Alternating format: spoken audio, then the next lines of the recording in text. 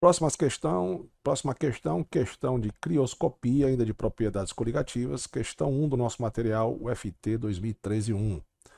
A crioscopia estuda o abaixamento da pressão de vapor de um solvente, a elevação da temperatura de ebulição e o abaixamento da temperatura de congelamento são conhecidos como propriedades coligativas.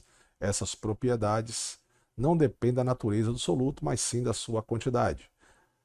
Ao adicionar uma certa quantidade de soluto não volátil, não iônico, a um solvente puro, é correto afirmar que, lembra do gráficozinho? Né? Lembra do gráfico?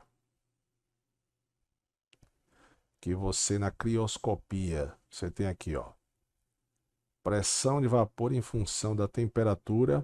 Os gráficozinhos são com a barriguinha voltada aqui para a esquerda, né? Então, o primeiro,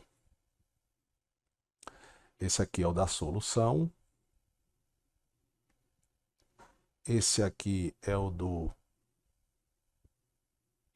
solvente puro. E para uma mesma pressão, por exemplo, a temperatura do solvente, a temperatura de congelamento do solvente é maior, né? Beleza? Por exemplo, se a água for 0 graus Celsius, essa temperatura aqui vai ser menor que 0 graus Celsius se eu colocar um sal, se eu colocar um açúcar. Então, na verdade, a crioscopia, ela estuda isso aqui, ó, o abaixamento da temperatura de congelamento quando a um solvente é adicionado um soluto não volátil. E aí você pode ler aqui o seguinte, a letra A. A pressão de vapor da solução aumenta e a temperatura de ebulição diminui. Você sabe que é o contrário, né? Enquanto a temperatura de congelamento diminui, a temperatura de ebulição aumenta quando você coloca um soluto não volátil. Aqui, a pressão de vapor da solução aumenta e a temperatura de ebulição aumenta e a temperatura de congelamento permanece constante. É errado. A pressão de vapor diminui. A pressão de vapor diminui nas duas condições, tá? Tanto na ebulioscopia quanto na crioscopia. E a temperatura de ebulição aumenta, tá certo? E a temperatura de congelamento diminui. Letra C. Então é o seguinte,